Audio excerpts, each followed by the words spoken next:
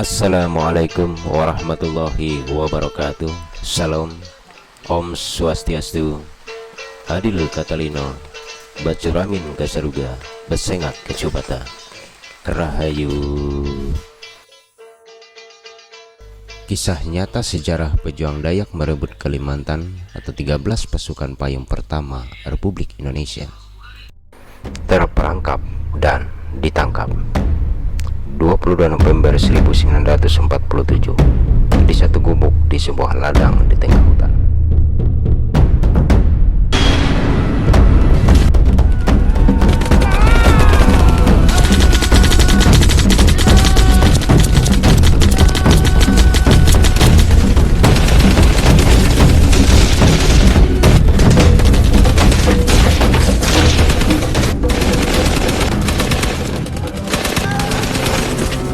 Dipersembahkan kepada 3 pahlawan pasukan payung RI. Ku selalu terharu ingat kau bertiga, pahlawan negara gagah perwira, mengarungi udara, mempertaruhkan jiwa raga, berbakti dan nyata terbukti, sungguh patut dipuji. Mudah-mudahan Tuhan Ilahi memberikan tempat yang abadi di surga loka, tempat yang nyata. Hai pahlawan negara, pahlawan kesatria, kami yang tinggal tak ada arti, jasamu tak dapat kubalas selama-lamanya. Tertanda Cilik Ribut.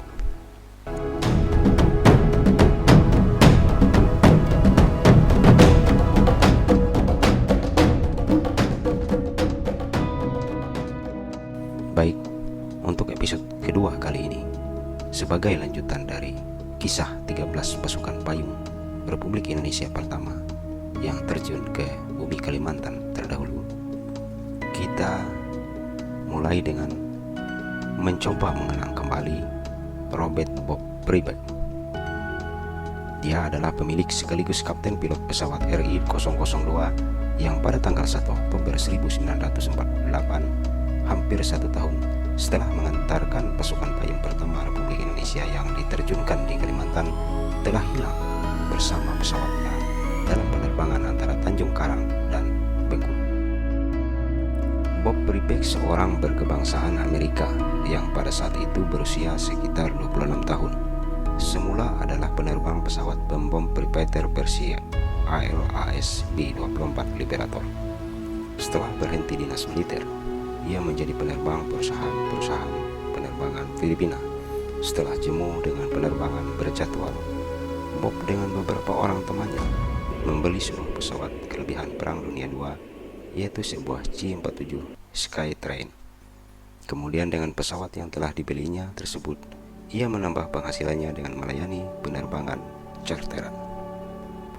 Waktu berjalan, akhirnya Bob dengan pesawatnya sampai di Indonesia. Di Indonesia, Bob jatuh hati kepada perjuangan kemerdekaan rakyat Indonesia dan berani melakukan berbagai penerbangan berbahaya menerobos blokade Belanda, sehingga pers Belanda menamakan ia petualang dan termasuk salah seorang yang dicari oleh kekuatan Belanda. Di negerinya, ia dijuluki Soldier of Fortune karena semula tujuannya ke Indonesia adalah untuk mencari uang bermodalkan pesawatnya yang siap untuk dicharter. Namun kenyataannya, ia tidak pernah lagi merewelkan masalah pembayaran charteran pesawatnya yang hampir selalu tersendat. Di Megowo, orang-orang menggelari dia Bob the Best One. Untuk penerbangan dari luar negeri, Bob membawa obat-obatan, suku cadang mesin, ban mobil, radio pemancar, dan berbagai keperluan Republik. Karena seringnya mengadakan penerbangan ke luar negeri dan menerobos blokade Belanda, serta seringnya dihadapkan pada kerepotan masalah registrasi pesawat, maka pers di Bangkok misalnya pernah menjulukinya sebagai One Man Air Force. Bob juga telah menerbangkan Presiden pertama Indonesia, Insinyur Soekarno berkeliling Sumatera yang berkelanjutan dengan pengumpulan dana sumbangan rakyat untuk membeli pesawat Dakota Seolawa. Pada saat penerbangan dari Lampung ke arah Bengkulu, Bob dan pesawatnya telah hilang karena menabrak gunung. Bersama pesawat itu, hilang pula penerbang-penerbang muda kader bangsa. Mereka adalah Opsir Udara II Bambang Saptoaji Santoso dan Presiden Republik Indonesia di Banten seorang anggota KENIP dan bekas pasukan istimewa Semaun Bakri yang konon membawa emas 20 kg dari Cikotok untuk membeli pesawat di luar negeri. 30 tahun kemudian, pada tanggal 14 April 1978, kerangka pesawat baru berhasil ditemukan di Bukit Pungur, Kota Bumi. Itulah sekilas kenangan tentang seorang Bob Ribbeck, seorang yang simpati terhadap perjuangan kemerdekaan Republik Indonesia. Baik, selanjutnya kita melanjutkan kepada kegiatan di Yogyakarta.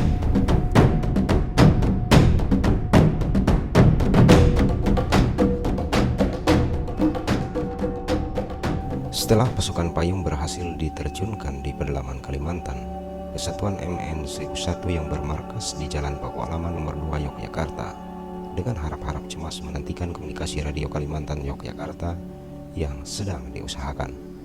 Namun, kontak yang diharapkan tak kunjung tiba. Segala kemungkinan bisa saja terjadi.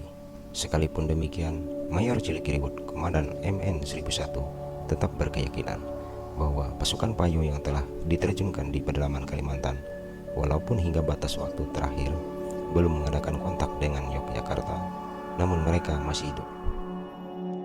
Dengan adanya perintah harian KSO MBT tanggal 5 Juli 1947 nomor 119/50/47/1, maka pasukan MN 1001 secara taktis dan administrasi dimasukkan ke dalam SO2 MBT.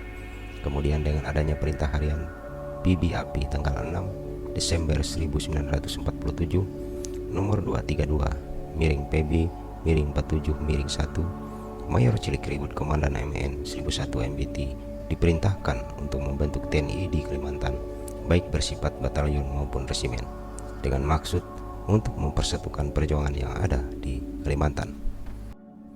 Banyak kegiatan yang dilakukan oleh pasukan MN 1001 yang berada di Yogyakarta. Mereka tidak tinggal diam begitu saja, namun bergabung dengan masyarakat setempat untuk mengusir penjajah dari muka bumi Indonesia, antara lain di Brosot, daerah Bantul, dan di daerah Wonosari, Yogyakarta. Pada tahun 1947, dalam pimpinan Mayor Cilikriwut, pasukan MN 1001 berada di Serandagan. Selama berada di daerah tersebut, mereka bermarkas di rumah Poncokarso, Lurah Sanrakan di daerah Bantul, Yogyakarta. Kemudian selanjutnya oleh Cilikriwut dikirimkan berturut-turut dari Yogyakarta ke Kalimantan, yaitu sebagai berikut: 1. Domai Agan, Wakil Kepala Staf Pasukan MN 1001 sebagai Komandan Patroli. 2. Letnan Abdus Syukur Rahim sebagai Wakil Komandan Sektor Kalimantan Tenggara. 3. Letnan Monopol Muhammad sebagai Koordinator Gerakan Rahasia terutama untuk daerah Sampit. 4. Domber masuk ke wilayah Kalimantan Timur.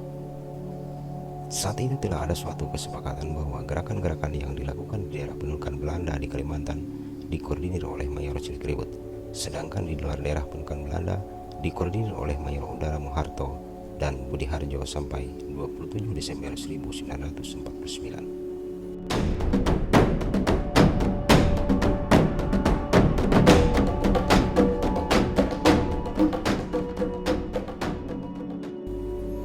Mendarat di Kalimantan. Dalam briefing singkat sudah ditegaskan terutama kepada Sunyoto Telegrafis Radio agar paling lambat dalam waktu 3 hari mereka harus sudah membuka hubungan radio dengan Yogyakarta. Lewat waktu yang telah ditentukan, mereka dinyatakan tewas. Kenyataan di lapangan ternyata tidak menguntungkan. Lokasi penerjunan meleset dari sasaran sebenarnya, sehingga daerah pendaratan tidak sesuai dengan perkiraan para penerjun. Pada saat mendarat, mereka tidak menemukan lapangan ataupun padang rumput yang luas, tetapi pohon-pohon raksasa menjulang tinggi ke langit yang menyebabkan segalanya jadi tersangkut di pepohonan. Barang-barang yang dijatuhkan bersamaan, banyak yang hilang entah kemana, sekalipun usaha pencarian telah dilakukan. Hutan lebat dan rapat dipenuhi rawa mempersulit proses pencarian. Karena barang-barang yang dibawa belum siap pakai, jumlahnya menjadi lebih banyak dan tersebar ke sana kemari, padahal jarak satu rem pesawat saja berkilo-kilometer jauhnya di darat. Ada beberapa koli barang yang tidak berhasil ditemukan. Alat-alat perlengkapan radio yang kemudian ditemukan ternyata telah dalam keadaan rusak. Ini berarti mereka gagal mengadakan hubungan radio dengan Yogyakarta sesuai batas waktu yang telah ditentukan.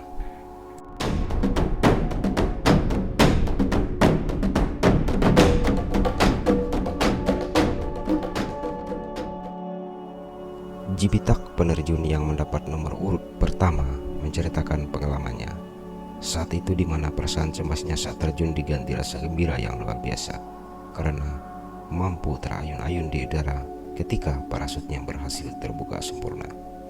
Namun, kegembiraan itu tidak berlangsung lama karena saat memandang ke bawah, rasa was-was muncul kembali. Ada perasaan khawatir di benak Cibitak bila tersangkut di puncak pohon. Tentu saja kekhawatiran Cibitak bukan tanpa alasan, karena ia telah kenal betul rimba raya Kalimantan ditumbuhi pepohonan menjulang tinggi, rimbun dan rapat, sehingga sinar matahari tak mampu menembus sekitarnya.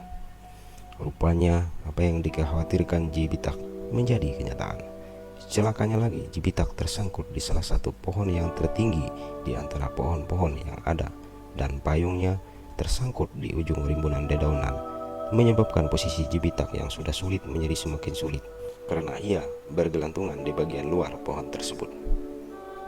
Menghadapi hal ini, Cibitak tidak kehabisan akal dan ketakutan. Walaupun sekitar 40 meter di bawahnya masih ada lagi sebuah pohon rimbun yang seolah siap menyambut lompatannya. Pada saat itu ia terikat kuat dan aman sambil bergelantungan di parasutnya. Ia kemudian mencoba mengamati jenis pohon yang telah menyandranya. Dilihat dari batangnya dan garis tengah pohon tersebut yang tidak kurang dari 3 meter, berarti termasuk pohon yang sudah tua. Setelah mengamati dengan seksama dan cukup lama, Cibitak yakin bahwa ia bergelantungan di pohon empas, yang berarti bukan termasuk jenis pohon yang rapuh.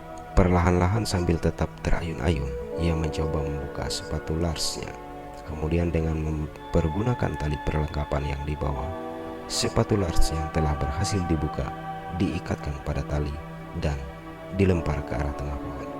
Dengan demikian, ia berhasil mencapai ranting dan cabang pohon besar tersebut. Kemudian dengan mudah, ia berhasil mendarat aman di tanah Dayak, tanah leluhurnya. Beberapa jam kemudian, ia berjumpa dengan Mika Amiruddin.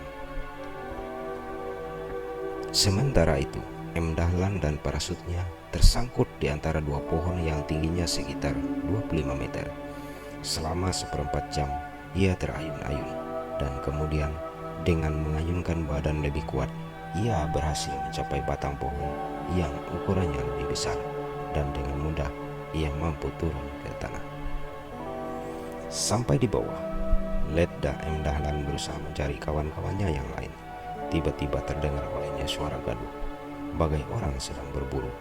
Karena rasa curiga, cepat-cepat M. Dahlan menyembunyikan diri, dan dari persembunyiannya dilihatnya 5 orang Dayak berpakaian sekarut dengan membawa tombak dan mandau.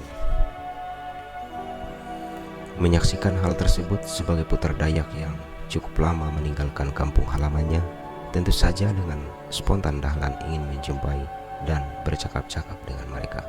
Namun kemunculan Dahlan yang tiba-tiba membuat kelima orang tersebut terkejut. Spontan Dahlan berteriak memanggil mereka, "Elak hadari," yang artinya jangan lari. Teriakan Dahlan menghentikan langkah mereka. Salah seorang dari mereka kemudian menghampiri Dahlan dan mengenalkan dirinya dengan menyebut namanya Daser. Ternyata mereka adalah para pejuang setempat. Dengan bantuan mereka lah akhirnya Dahlan dapat bertemu kembali dengan rekan-rekan yang telah diterjunkan bersamaan. Lain lagi yang dialami Bahari, ia mengalami pendaratan istimewa karena masuk di tengah rumpun bambu dan badannya terjepit di antara 3 batang pohon bambu. Seketika terlintas dalam benaknya bahwa ia bagai ikan yang masuk buluh perangkap. Namun demikian, Bahri masih sangat bersyukur karena ketiga batang bambu yang telah menjepit tubuhnya bukanlah tiga bambu runcing yang biasa ditemukan di pedalaman Kalimantan untuk menangkap binatang buas. Dengan sedikit mengalami luka ringan, Bahri berhasil menyelamatkan diri dari jepitan pohon bambu. Kemudian, selama hampir 2 jam, ia berputar-putar tak menentu arah sebelum menemukan jejak telapak kaki manusia. Ketika jejak itu diikutinya, jejak itu ternyata menuju ke arah kampung Sambi, sehingga dalam waktu yang tidak begitu lama, ia dapat berkumpul kembali dengan kawan-kawannya. Sunyoto nasibnya lebih beruntung bila dibandingkan dengan kawan-kawannya. Walau tersangkut di pohon yang tingginya sekitar 15 meter, namun payungnya tidak terlalu sulit untuk dilepas, sehingga ia dengan mudah dapat turun dari pohon ke tanah. Dalam waktu singkat, Sunyoto berjumpa Darius, kemudian bersama-sama berusaha mencari rekan-rekannya yang lain. Dalam perjalanan mencari rekan-rekannya itu, Sunyoto dan Darius bertemu dengan dua orang suku Dayak membawa mandau dan berpakaian sengkarut yang terbuat dari kulit kayu nyatu. Melihat senjata yang dibawa oleh kedua orang Dayak itu, kecut juga hati Sunyoto karena ketika berada di Jawa, ia pernah mendengar tentang tradisi mengayau suku Dayak.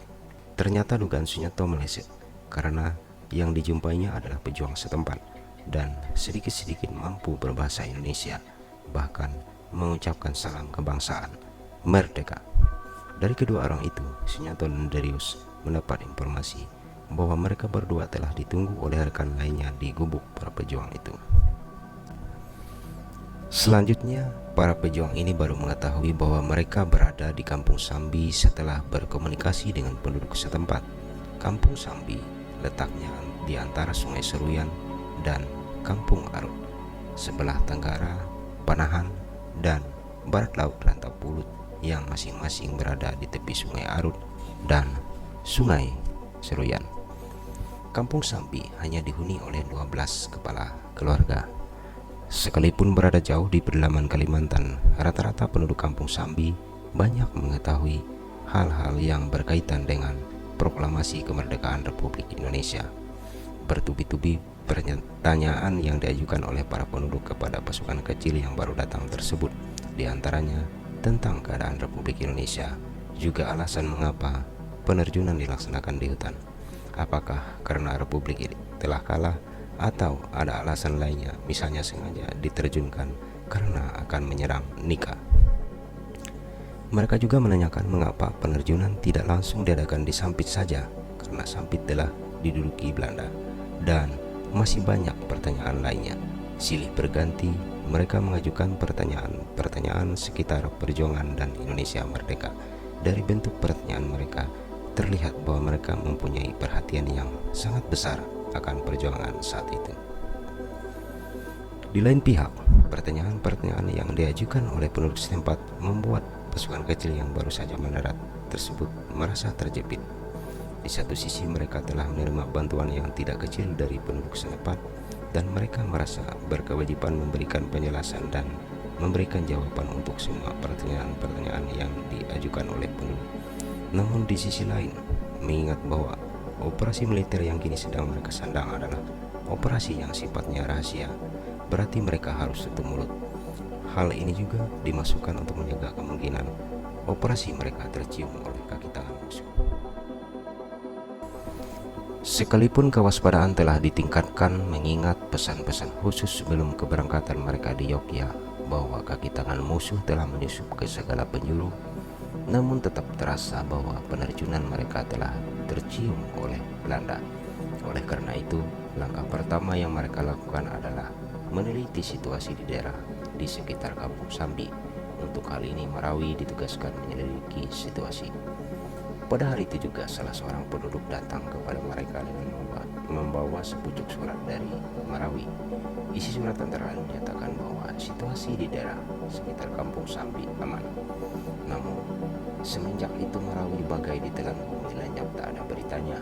Keadaan demikian tentu saja mengakibatkan perasaan khawatir di benak rekan-rekannya, dan mereka berusaha bersabar menantikan kedatangan Marawi. Setelah ditunggu selama 3 hari, tidak juga muncul. Komandan Iskandar menginstruksi Serikan kepada Letda M. Dahlan untuk segera mencari tahu di mana keberadaan Marawi dan memerintahkan Marawi agar sesegera mungkin kembali ke pasukan. Ternyata pencarian tersebut tetap sia-sia, sebab yang dicari tetap tidak ditemukan. Sesuai instruksi yang telah diterima pada saat mereka meninggalkan Yogyakarta, tujuan utama mereka adalah Sepanbiha. Oleh karena itu, mereka sepakat meninggalkan Kampung Sambi menuju Sepanbiha. Hari itu, tanggal 25 Oktober 1947. Untuk menuju Sepanbiha, terlebih dahulu mereka menuju Panahan dengan perjalanan yang mereka tempuh selama 2 jam. Di Panahan mereka membuat kemah dengan dibantu oleh penduduk Kampung Sambi dan penduduk Kampung Panahan pada sebuah ladang milik penduduk. Di kemah tersebut selama 2 hari 2 malam mereka menginap untuk beristirahat sejenak sambil mempelajari situasi daerah. Komandan Iskandar menginstruksikan kepada Bahri dan Darius menyelidiki situasi daerah. Informasi yang diperoleh dari penduduk setempat, keberadaan mereka telah tercium oleh Belanda. Saat itu, Belanda telah berada di tempat penerjunan dan menyisir lokasi untuk mendapatkan informasi tentang keberadaan mereka. Informasi yang dibawa oleh Darius dan Bahri membuat mereka semakin waspada. Mereka kemudian bersepakat bahwa hal pertama yang akan dilakukan adalah menyembunyikan peralatan radio di dekat Kampung Panahan. Peralatan radio itu selama ini tetap mereka bawa ke sana kemari, walaupun keadaannya telah rusak dan tak dapat digunakan.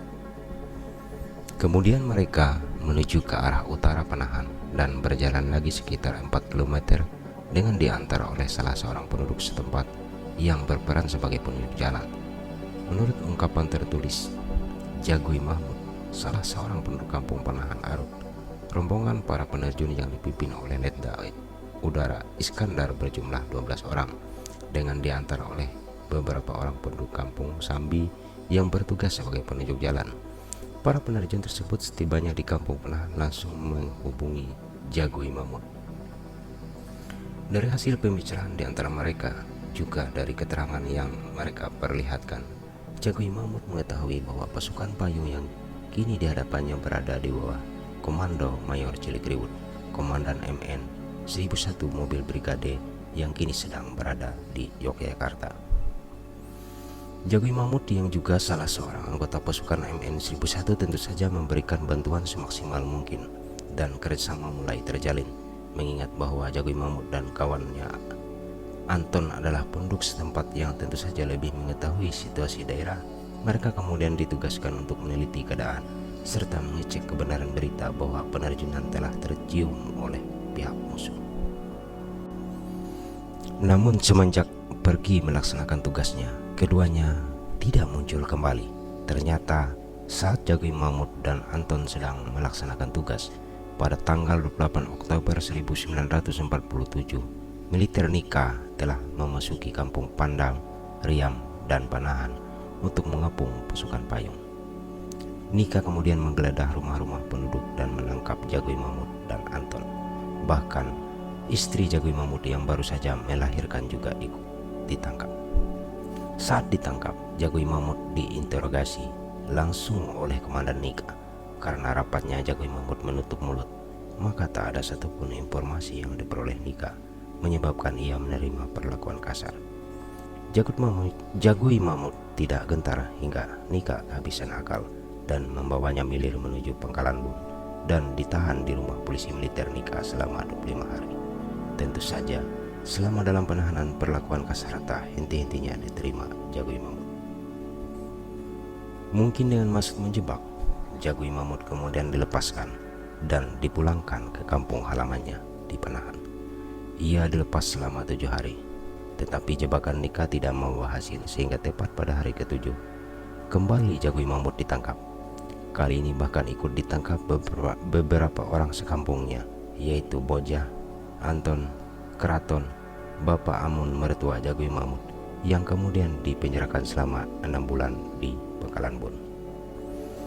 Informasi lain menyatakan bahwa kepala kampung Sambi seorang bapak dan anaknya yaitu Riak dan Toming yang telah bahu-membahu memberikan bantuan kepada pasukan payung juga mendapat siksaan hebat dari Nika dalam suatu interogasi untuk mencari informasi tentang pasukan payung RI. Karena Jagoi Mahmud yang diinstruksikan menyelidiki situasi tidak kunjung datang, Komandan Iskandar kemudian memerintahkan 3 orang anak buahnya, yaitu Bahri, Cibitak, dan Amiruddin untuk menyelidiki situasi. Saat ketiganya dalam perjalanan menuju kampung Panahan, terdengar suara gong bertalu-talu. Menurut informasi yang mereka peroleh, suara gong bertalu-talu berarti Belanda telah menguasai suatu perkampungan tertentu. Karenanya mereka segera berbalik arah kembali ke kesatuannya, melaporkan segala sesuatu kepada komandannya. Begitu laporan diterima, seketika itu juga Komandan Iskandar menginstruksikan kepada mereka untuk sesegera mungkin meninggalkan daerah itu, pindah ke tempat yang dianggap lebih aman. 2 minggu sudah mereka berada di belantara Kalimantan, namun terasa 2 minggu yang sia-sia karena belum ada satupun tugas yang dapat mereka jalankan. Yang baru mampu mereka lakukan hingga saat itu hanyalah 2 hal, yaitu mendarat dan selamat. Beban moral yang juga menekan perasaan mereka karena sampai hari itu belum berhasil mengadakan hubungan apapun ke basis di Yogyakarta. Sementara Nika semakin gencar berusaha dengan segala macam cara mengejar dan menangkap mereka, tetapi tidak ada kata putus asa dalam kamus mereka. Bagi mereka, semua yang kini sedang dialami adalah tantangan yang harus dijalani. Tanpa penunjuk jalan, mereka berusaha menuju Sepanbiha. Sebagai pedoman dalam perjalanan itu, mereka mengambil arah sisi bukit yang terletak di sebelah utara. Untuk dapat melangkah maju, mereka sering harus menebang pohon-pohon yang menghalangi jalan dengan menggunakan peralatan apa adanya. Jangankan jalan setapak, sinar matahari pun karena lebat dan rapatnya hutan yang mereka lalui tak pernah menyentuh mereka. Hal demikian mereka alami selama 5 hari berturut-turut. Untuk mengganjal perut, apabila rasa lapar sudah tak tertahankan lagi, mereka memetik dedunan muda atau makan umbi-umbian. Kadang-kadang mereka juga makan buah-buahan hutan dengan pedoman bahwa jenis yang dimakan monyet berarti manusia pun dapat menyantapnya dengan aman, tidak memabukkan dan tidak menyebabkan keracunan. Bila malam tiba, mereka tidur di bawah pohon rindang dan memanfaatkan ransel sebagai bantal. Sebagian dari mereka memanfaatkan daun-daun kering yang berguguran sebagai kasur, sementara yang lain langsung merebahkan diri di lelumutan hutan yang memang terasa lebih empuk, terasa dingin, dengan risiko lintah pun turut tidur bersama di sekeliling mereka. Hari demi hari berlalu, namun ujian menghadapi tantangan alam terasa semakin berat. Daya tahan dan kondisi mereka semakin merosot. Mereka menghadapi banyak gangguan, mulai dari serangan nyamuk, ulat, lintah, tawon, sampai semut ukuran kecil dan besar. Pernah suatu hari mereka mengalami keracunan bersama-sama. Hal itu terjadi karena terdesak keadaan. Waktu itu hujan lebat sementara perut lapar tak tertahankan. Di sekitar mereka nampak serumpun pepohonan perdu yang banyak umbi-umbiannya. Walau tidak tahu jenis apa umbi-umbian yang merangsang selera itu, dengan maksud coba-coba salah seorang dari mereka bangkit berdiri mencabut umbi tersebut dan mencicipinya. Mungkin karena sedang sangat kelaparan, umbi itu terasa sangat nikmat. Melihat lahapnya sang kawan menyantap umbi-umbian tanaman tersebut, teman yang lain pun ikut mencobanya. Dalam waktu singkat, beramai-ramai mereka melahap umbi asing tersebut.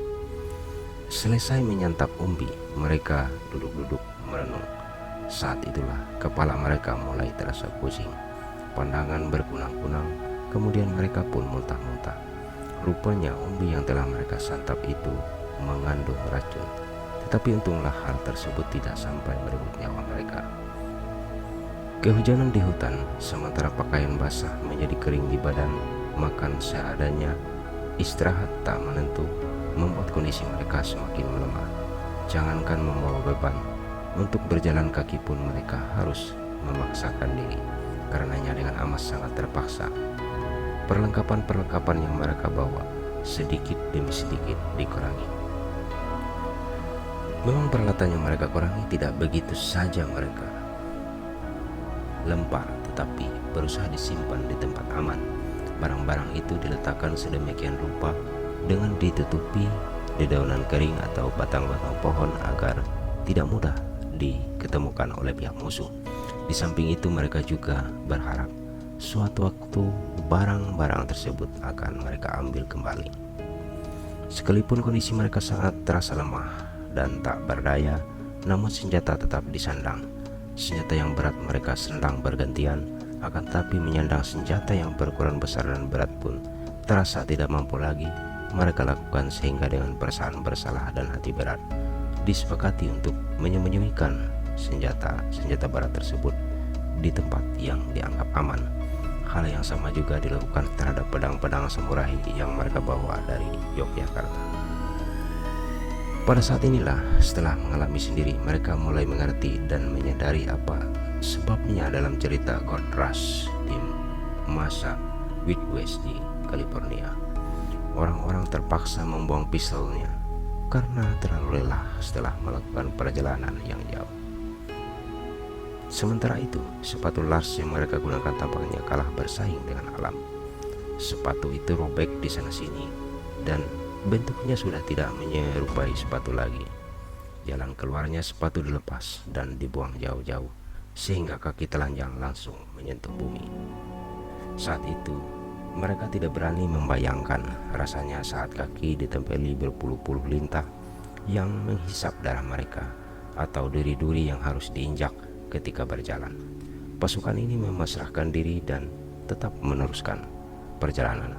Salah satu upaya agar tidak terpisah dalam perjalanan melalui hutan yang sangat lebat tersebut dilakukan dengan selalu berjalan beriringan, dan masing-masing dari mereka memegang tali yang telah disambung-sambung dari muka ke belakang. Keesokan harinya, tepat pukul 6 pagi, mereka telah sampai di kampung Rantau Pulut, yaitu sebuah kampung yang letaknya di tepi barat Sungai Seruyan. Sementara anggota pasukan lainnya menunggu dari suatu jarak tertentu.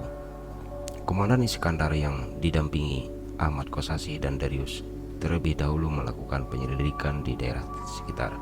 Dari hasil penyelidikan diperoleh informasi bahwa Rantau Pulut aman dari pasukan Nika. Hanya ada 2 orang polisi daerah yang berada di kampung itu.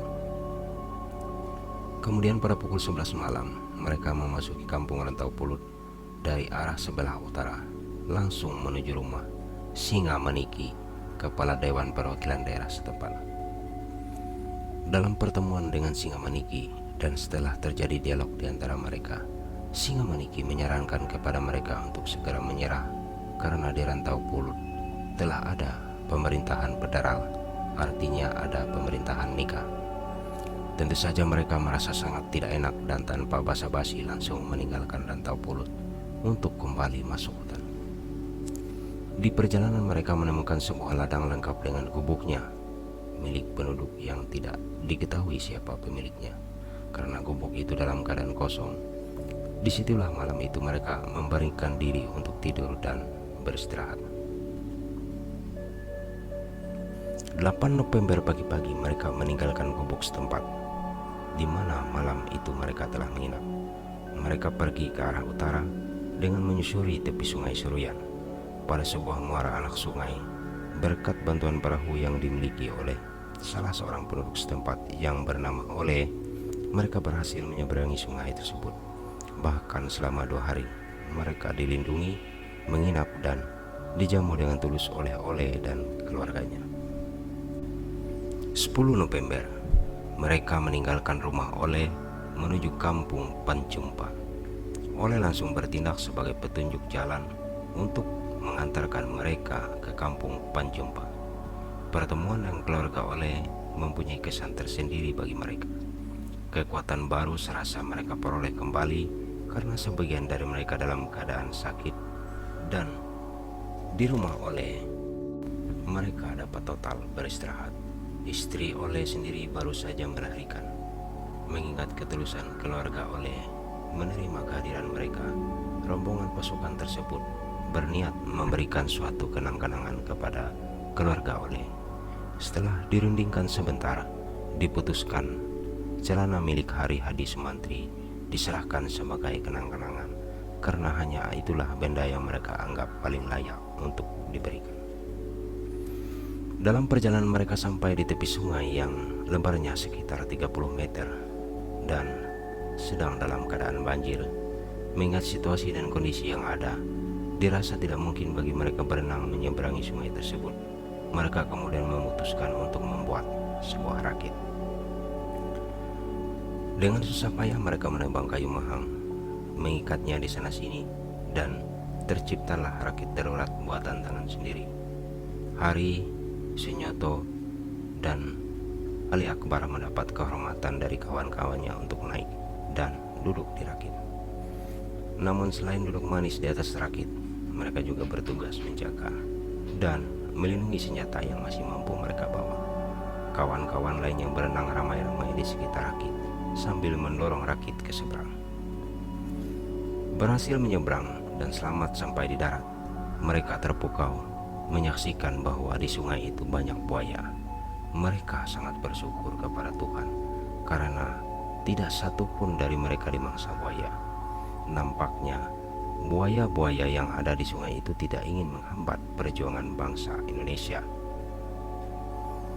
12 November 1947, mereka tiba di Kampung Pangkeng. Di situ mereka menjumpai sebuah gubuk kosong tanpa penghuni. Mereka memutuskan untuk sejenak beristirahat di gubuk itu.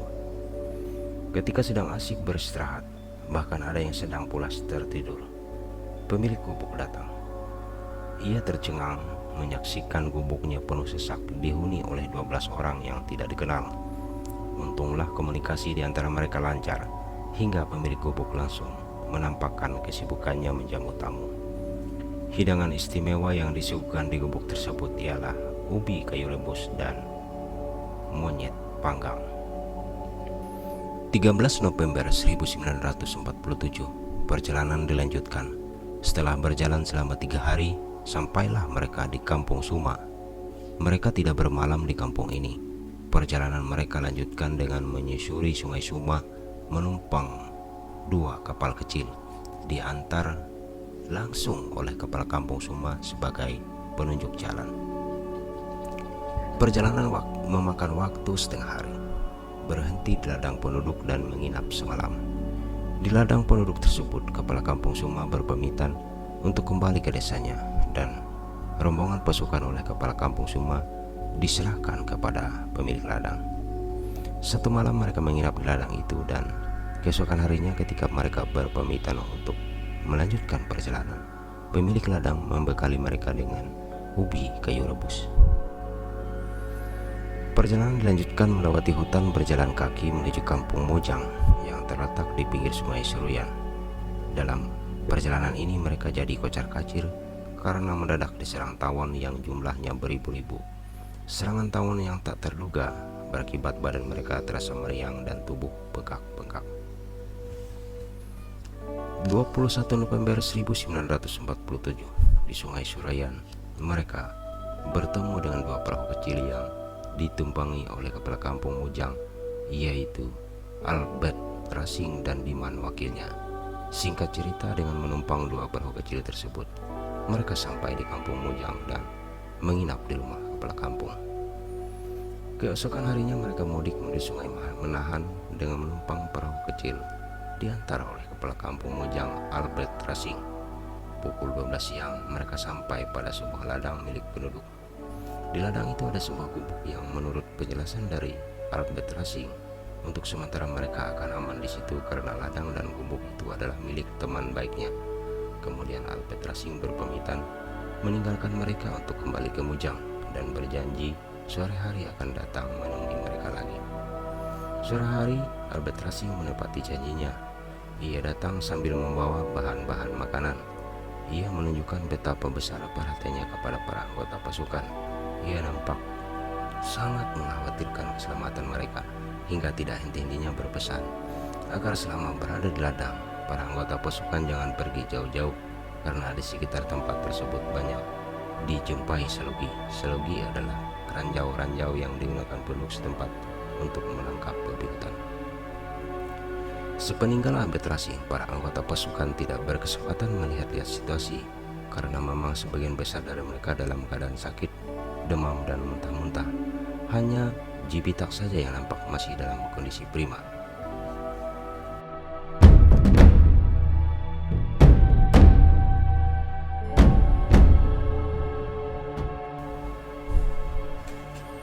Terperangkap dan ditangkap 22 November 1947 di satu gubuk di sebuah ladang di tengah hutan. Malam hari menjelang tidur, perasaan Komandan Iskandar tidak enak. Ia agak gelisah, sehingga kemudian kepada para anak buahnya diperintahkan untuk meningkatkan kewaspadaan. Jangan terlena, senjata disiapkan, dan tidur bergantian. Namun karena dalam keadaan sakit serta kelelahan, mereka semua tertidur lelap. Mereka tidur berjajar. Hari Hadi Sumantri tidur di sebelah Sunyoto, dan di sebelah kanan Hari ada Bahri dan Ali Akbar. Dini hari, seolah dalam mimpi, mereka mendengar suara tembakan yang sangat gencar dan berasal dari 3 penjuru. Hujan peluru sudah tidak terhindarkan lagi.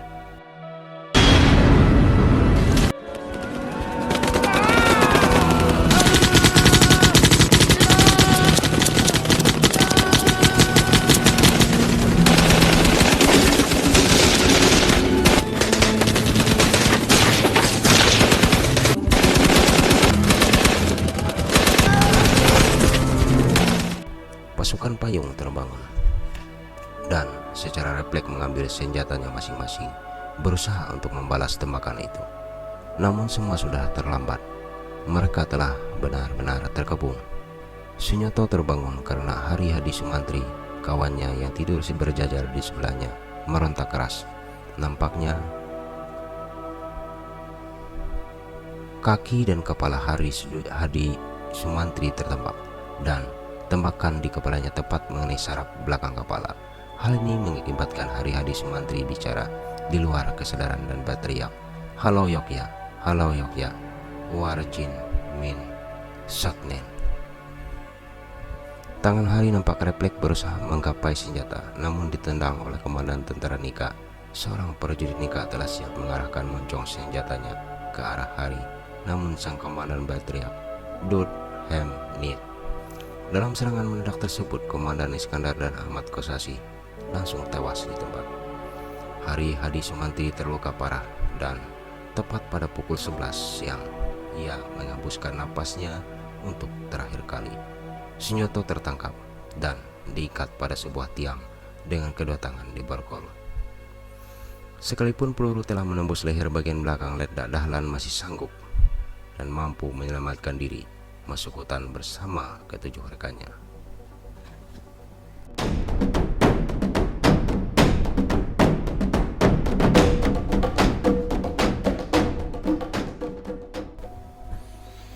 Ungkapan tertulis pada peristiwa berdarah 23 November 1947 oleh para pelaku sejarah. Cerita Sunyoto. Saya satu selimut dengan Hari. Waktu ribut tembakan, baru terbangun dan segera meraba-raba pistol dan granat, tapi tidak ketemu. Bantal saya terasa tertembus peluru yang rupanya terus mengenai saudara Hari. Kemudian tampak di depan saya seorang militer musuh, mengacungkan senapannya yang bersangkur dan berteriak supaya saya angkat tangan dan turun ke bawah. Di sana saya akan ditembak oleh seorang serdadu, tetapi dihalangi oleh seorang pemimpin pasukan mereka, kalau tidak salah Letnan Krisen. Kemudian saya diikat di tiang dan menunggu nasib. Sementara itu terdengar suara Hari dari pondok. "Ikjen Wutnit." Sementara itu terdengar suara Hari dari pondok. "Ikjek Totnit, halo Yogya, halo Yogya. Sekarang keadaan selamat. Sunyoto Warjing Sonen." Karena lantai pondok setinggi 3 meter dari tanah dan jarang-jarang saya dapat melihat, ia sedang meraba-raba. Kemudian seorang militer Nika naik ke atas dan menendang dan menendang jangel karabin yang hendak diraih. Saudara Hari lantas diikat dan diturunkan. Ia ditanyai oleh Letnan Kurisen, komandan Belanda itu, dan dipegangnya Saudara Hari. Saya disuruh naik ke atas dan membuat identifikasi kedua orang yang berbaring di pondok. Mereka adalah Hari dan Kosasi. Saudara Hari nampak terluka berat, sedangkan Saudara Kosasi nampaknya sudah meninggal dunia. Kemudian saya turun dan disuruh mengenali seorang lagi yang telah bergelimpangan berlumuran darah. Ternyata ini adalah Saudara Iskandar yang telah meninggal dunia juga. Oleh saya, percakapan sebagai berikut. War, Jin, tidak terbaca. Ik, Jack, Jo, Nit. Ditanya lagi tapi tidak menjawab. Sementara itu, kedua mayat teman seperjuangan kita ditelanjangi dan dikubur dalam satu kuburan. Dari pandangan sepintas lalu saya mengetahui luka-luka pada almarhum Saudara Kosasi sebagai berikut. Di muka 5 lubang dan beberapa lubang-lubang di dada. Dari almarhum Saudara Iskandar saya catat 7 lubang di kepala dan di dada. Kemudian saya diikat dan dibawa dengan perahu ke Mujang. Saudara Hari dibaringkan dan kemudian pada pukul 11 ia menghembuskan napasnya yang penghabisan. Teman-teman lainnya kemudian bertemu pula di Pesanggerahan, di mana saya ditawan. Mereka datangnya dengan berangsur-angsur.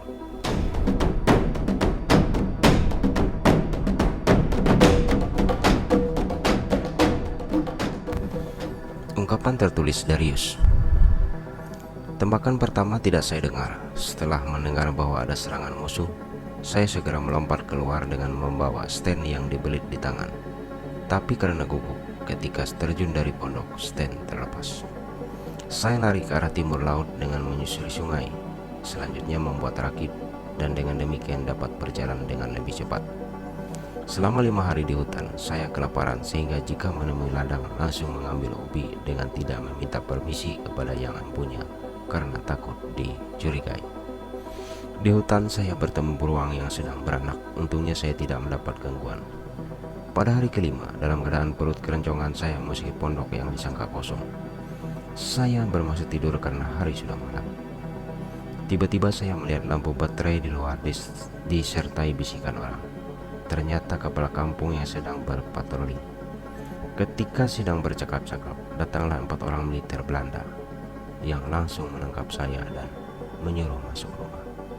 Karena saya sendirian, kesempatan ini saya gunakan untuk melarikan diri melalui bantal melalui lantai yang saya buka. Tetapi sayang sekali kepala saya tercantol sementara badan harus masuk setengah di dalam lubang lantai, sehingga penjaga yang segera naik ke atas musik berkesempatan untuk memegang rambut kepala saya. Saya lantas dibawa dengan perahu dan diangkut ke Mujang.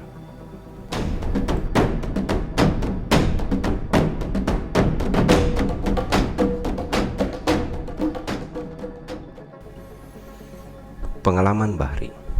Pada hari yang sial itu, saya kira-kira jam 5 bangun untuk buang air karena perut rasanya sangat sakit. Baru saja saya menginjakkan kaki ke tangga untuk turun, seketika mendengar tembakan 1 kali. Ketika mau berteriak, kedengaran suara Ali Akbar yang terbangun dan berseru, "Kenapa pelurumu terbakar?" Kemudian setelah itu terdengar tembakan gencar dari 3 jurusan, tapi saya telah jatuh ke bawah dan merebahkan diri. Di tengah peluru yang bersuit-suit, saya merayap dan berhasil meloloskan diri ke hutan setelah menyeberangi sungai Manahan. Setengah jam kemudian ketemu dengan Ali Akbar yang seperti saya tidak membawa senjata. Berdua kami meninggalkan daerah perangkap dan menuju ke utara. Kira-kira pukul 8 kami bertemu dengan Mika Amiruddin, sehingga kami bertiga merupakan satu rombongan. Ketiganya dari kami tidak mengetahui nasib dari teman lainnya, tapi saat itu kami masih kuat, sebab Amiruddin membawa stand dengan 14 peluru. 26 November 1947, kami sampai di Sungai Kaleh, salah satu anak sungai Seruyan. Maksud kami untuk menyeberang digagalkan karena melihat 3 buah perahu patroli musuh. 2 hari lamanya kita berkeliling di hutan, tapi tidak dapat menemukan jalan. Yang kita tuju sekarang yaitu tidak terbaca, di mana saya banyak mempunyai kenalan. Karena itu sekarang kami mempergunakan jalan air, dan pada tanggal 29 November 1947 siang milir dengan getek yang kami buat. Setelah 4 jam lamanya berlayar, kami melalui Riam dan dapat kecelakaan. Ali Akbar jatuh di air, tapi untung dapat ditolong. Malamnya tidur di rakit, esok harinya rakit dilepaskan. Setelah kita sampai di satu ladang yang kita kenal, dan kami selanjutnya berjalan menuju ke utara lagi. Seminggu lamanya setelah itu kita berjalan di hutan dengan hidup dari apa yang tersedia di ladang orang. Memang mengambil dengan tidak pamit menurut pertimbangan sehat adalah tidak baik. Akan tetapi keadaan kita dan perut yang keroncongan menekan dasar pertimbangan kita yang sehat itu. Akhirnya pada tanggal 7 Desember 1947 kita berhasil mendapat perlengkapan baru dari rumah-rumah kosong yang ditinggalkan orang. Perlengkapan ini berupa baju kulit kayu dan cawat, sebagaimana yang lazim dipakai penduduk. Sebentar kita bertiga telah bersalin rupa menjadi orang-orang penduduk asli. Baju militer kita serta senapan mesin dibungkus sehingga samaran kita tidak terganggu. Tidak akan ada orang yang mengira bahwa kita bukan penduduk asli, sebab topi bambu pun kita pakai seperti yang biasa dipakai oleh penduduk.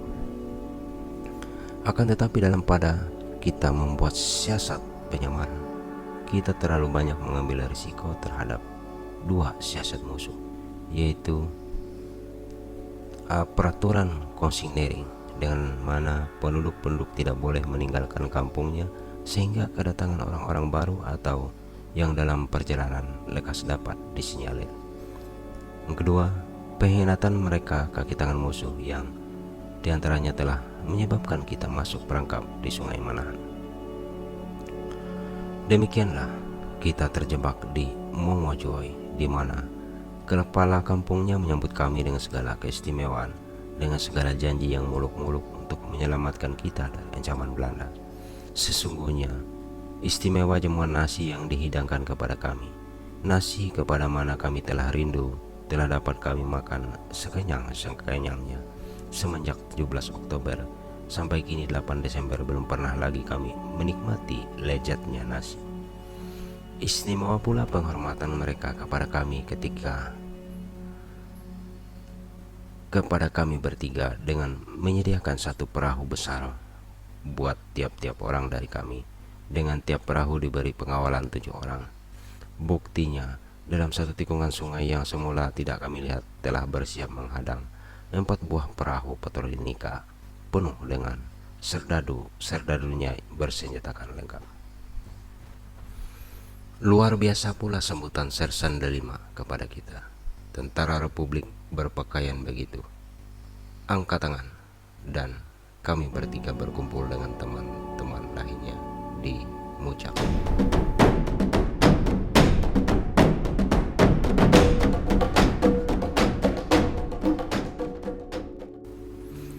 Pengalaman Yibitak.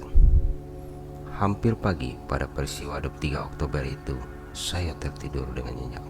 Baru bangun setelah mendengar teriakan musuh.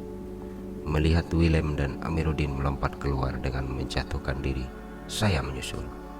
Senjata tidak terbawa karena sudah terpegang oleh Letnan Iskandar yang melompat ke atas, dan setelah di bawah ia duduk dan kedengaran berteriak, "Mati saya!"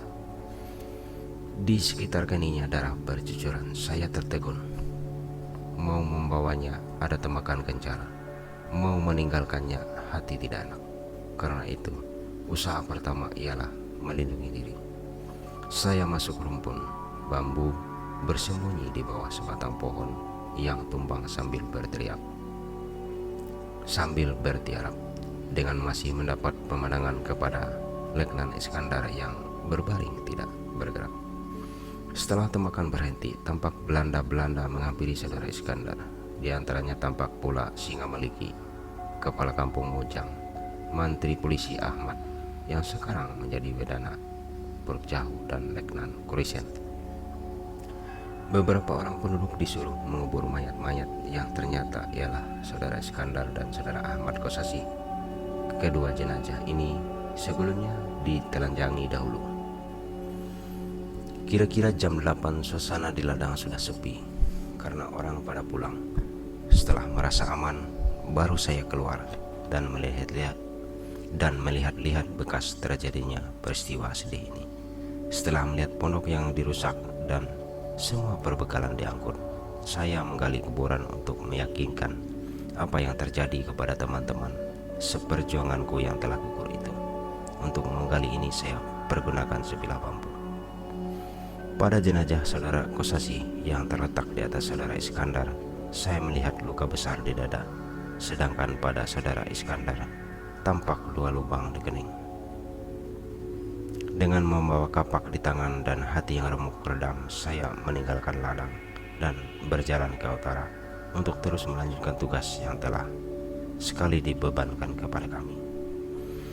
Setelah 2 hari di jalan, sampai di sebuah pondok orang tua dengan seorang anaknya, di mana saya dapat menginap dan diberi pertolongan secukupnya.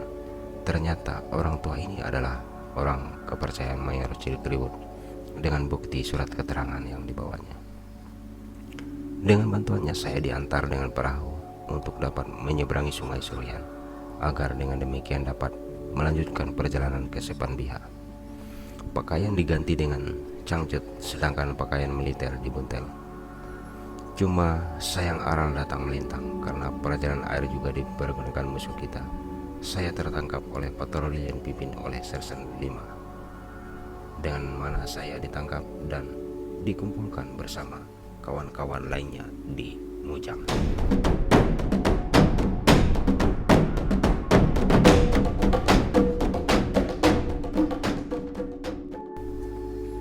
Pengalaman Letda M. Dahlan. Saya baru terbangun setelah meletus tembakan pertama. Sayup-sayup kedengaran yang berteriak tentang peluru yang jatuh. Tetapi setelah kedengaran tembakan gencar, baru saya sadar senjata yang digantung diambil, tetapi tidak dapat terlepas. Setelah tidak berhasil lalu duduk dan merasa ada apa-apa yang mengenai leher bagian belakang.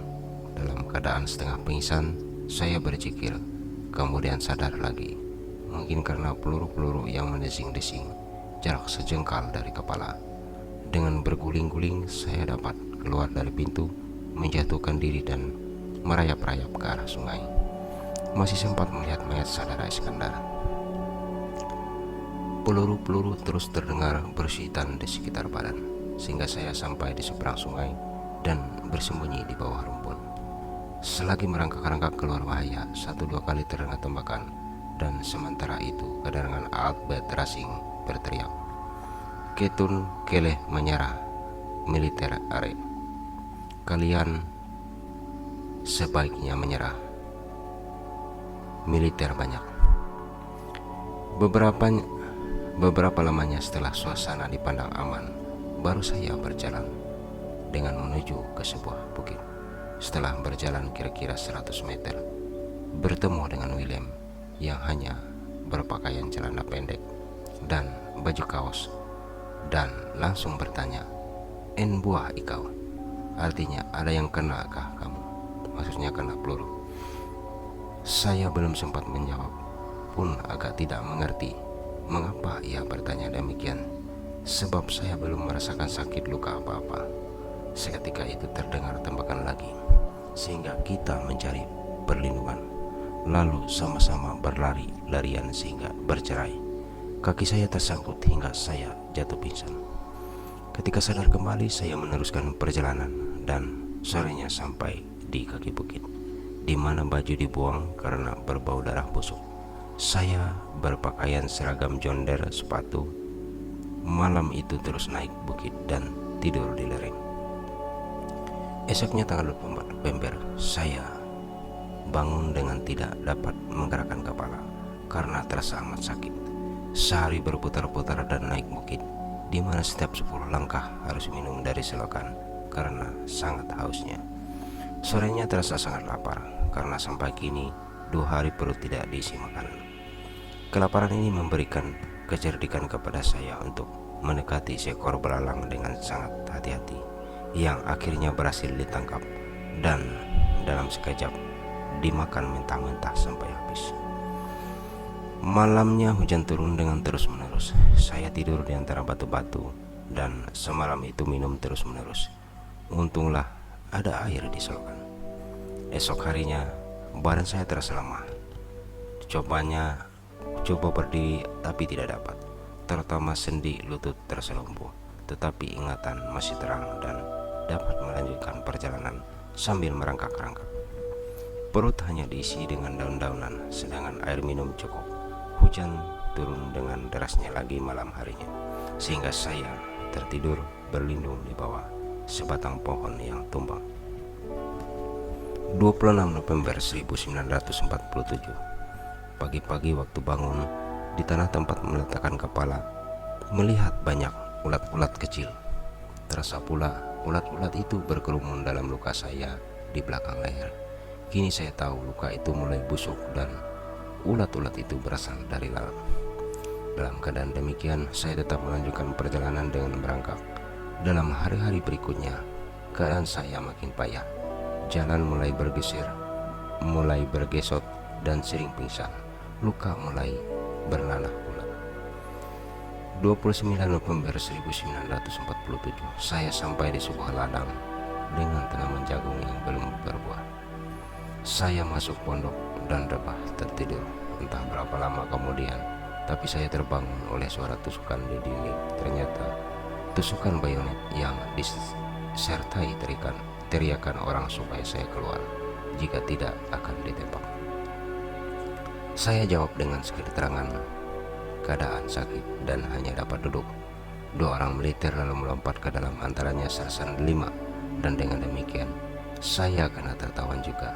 Saudara Sunyato mendapat tugas untuk membersihkan luka saya dari ulat-ulat. Obat lain kecuali pil tidak ada.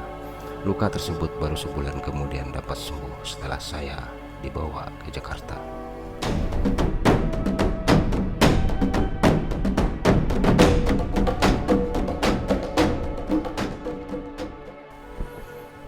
Di mana Marawi?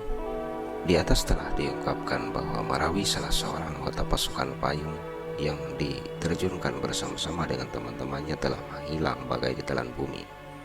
Hal tersebut tentu saja sangat disesalkan oleh kawan-kawannya karena saat itu mereka sedang menghadapi saat-saat genting. Marawi menghilang begitu saja dan melanggar instruksi. Hal ini dapat dianggap sebagai desersi. Desersi adalah istilah ketentaraan untuk prajurit yang melarikan diri dan tidak menjalankan tugas. Setelah usaha pencarian keberadaan Marawi tidak membawa hasil, sebagian dari mereka menduga bahwa Marawi telah pulang ke kampung halamannya di Rantau Pulut, mengingat letak Rantau Pulut tidak begitu jauh dari kampung Sambi. Namun sebagian lain anggota pasukan menduga bahwa Marawi telah dibujuk, bahkan telah ditawan oleh kaki tangan musuh. Karena alasan inilah, paling aman bagi mereka adalah sesegera mungkin mengambil tindakan penyelamatan, yaitu secepat mungkin meninggalkan tempat di mana terakhir mereka berada bersama Marawi. Setelah berpamitan dengan penduduk, mereka menuju ke arah utara. Selain untuk menyelamatkan diri, mereka akan menuju Sepanbiha menyelesaikan misi tugas bertemu dengan Kapten Mulyono, pimpinan MN 1001.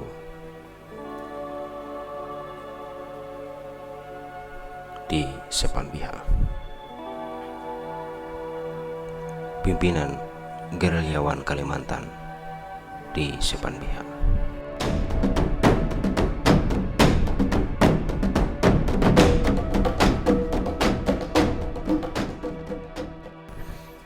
Tiga putra bangsa telah gugur dalam operasi penerjunan pasukan payung kali ini. Mereka adalah 1. Komandan Pasukan Letda Iskandar, 2. Kapten Hari Hadi Sumantri, dan 3. Sersan Mayor Kosasi.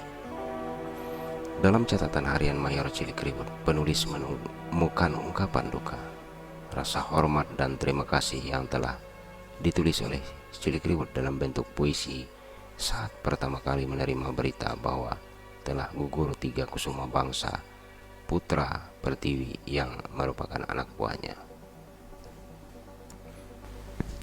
Dipersembahkan kepada 3 pahlawan pasukan payung RI. Ku selalu terharu ingat kau bertiga, pahlawan negara gagah perwira, mengarungi udara, mempertaruhkan jiwa raga, berbakti dan nyata terbukti, sungguh patut dipuji. Mudah-mudahan Tuhan Ilahi memberikan tempat yang abadi di surga loka, tempat yang nyata. Hai pahlawan negara, pahlawan kesatria, kami yang tinggal tak ada artinya, jasamu tak dapat kubalas selama-lamanya. Tertanda Cilik Ribut. Demikian episode kita kali ini tentang kisah nyata dari perjuangan 13 pasukan payung pertama Republik Indonesia yang ditulis dalam sejarah. Terima kasih yang tak terhingga kepada Mina Nila Riwut yang telah memberikan izin sehingga kita dapat menyelesaikan konten ini dari bukunya yang berjudul Aksi Kalimantan. Demikian, salam tabe rahayu kultur daya.